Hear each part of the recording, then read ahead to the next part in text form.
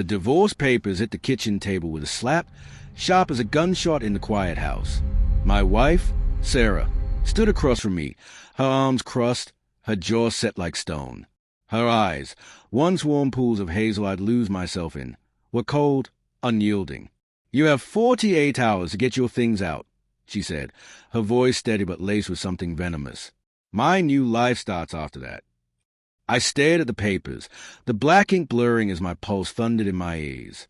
The kitchen, our kitchen, with its chipped blue mugs and the faint smell of last night's garlic bread, felt alien, like I'd stumbled into someone else's life. "Sarah," I managed, my throat dry. "What the hell is this?" She didn't answer. She just turned and walked out, her footsteps echoing on the hardwood. The front door clicked shut, and I was alone with the weight of those papers, their edges curling slightly, as if mocking me. I sank into a chair, my fingers grazing the document. The words "dissolution of marriage" burned into my vision. My mind scrambled, replaying the last few months, searching for cracks I'd missed. Sarah had been distant. Sure, late nights at work, quiet dinners where her phone buzzed more than we talked. But divorce? A new life? My chest tightened, a mix of dread and disbelief clawing at me. I thought of her laugh, the way it used to fill this house. The way she'd curl into me on the couch, her hair smelling of lavender shampoo.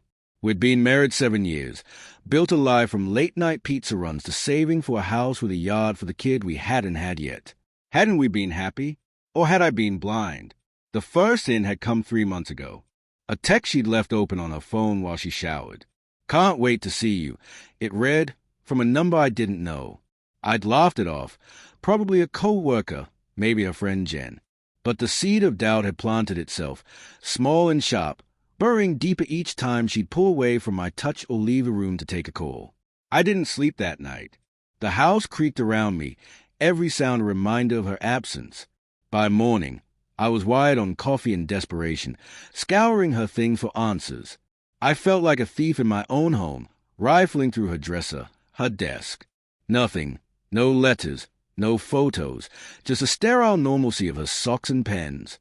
Then I found it, a receipt, tucked in her coat pocket, for a dinner at La Vine, a restaurant we'd never been to together. 2 entrees, 2 glasses of wine.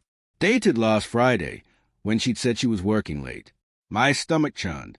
I wanted to believe it was nothing, a client, a friend, but the math didn't add up. Sarah didn't drink wine with clients. She didn't come home smelling a perfume that wasn't haze. I called her, straight to voicemail. "Sarah, we need to talk," I said, my voice cracking. "Please, just tell me what's going on." I hung up, my hand shaking. The silence was suffocating. By noon, I was pacing, the divorce papers still on the table like a loaded gun. I couldn't leave, not yet, not without knowing. I drove to her office, a sleek glass building downtown. The receptionist, a young guy with a nervous smile, said she'd taken the day off. "Personal matters," he mumbled, avoiding my eyes. "Personal matters." The phrase hit like a punch. I drove home, my mind racing. Was it someone from work? A stranger? Someone I knew? The thought of her with another man, or woman, God, I didn't even know, twisted my insides. I loved her. I hated her. I wanted to scream, to beg, to understand. Back home, I found her laptop on the couch. She'd always been careful with it, password protected, but in her rush to leave, she'd left it unlocked. My heart pounded as I opened her email. Most of it was work, spreadsheets, meeting invites. But then I saw a thread with no subject, from an address I didn't recognize, mj@securemail.com. The emails were short, coded in vague phrases. "Missed you last night." "Same place, Thursday." My hands trembled as I scrolled. One email, dated 2 weeks ago, had an attachment, a photo. I clicked, and there she was, Sarah, laughing in a dimly lit bar, her hand on a man's arm. He was older, maybe late 40s, with sharp cheekbones and a smile that made my skin crawl. I slammed the laptop shut, my breath ragged. The betrayal was real now, undeniable, a blade slicing through 7 years of promises. But worse was the realization that I'd known, Deep down, I'd known, and I let myself ignore it. That night, she came home. I was waiting in the living room, the divorce papers in my hand, the laptop open on the coffee table. She froze in the doorway, her eyes flicking from me to the screen. For a moment, she looked scared, then her face hardened. "Who is he?" I asked, my voice low, trembling with rage and hurt. She didn't deny it. "It's not what you think," she said, but her words were hollow, rehearsed. "Then what is it?" I stood, the papers crumpling in my fist. "You're throwing our marriage away for some guy in a bar? For a new life?" Her lips parted, but no words came. The silence stretched, heavy with guilt. Then she spoke, her voice barely above a whisper. "His name's Michael. He sees me, David, really sees me." I laughed, bitter and broken. "And I don't? 7 years, Sarah. I've seen you through everything. Your mom's cancer, your job losses, all of it. And now I'm nothing." "You stopped looking," she said, tears brimming. "You stopped caring about who I am now. Michael, he knows me." I wanted to scream that she was wrong, that I'd loved her every day, but the words stuck in my throat, because part of me wondered if she was right. Had I missed something? Had I let routine dull the edges of our love? The next 24 hours were a blur. I packed my things, each shirt and book a reminder of the life we'd built. Sarah stayed in the guest room, her presence a ghost in the house.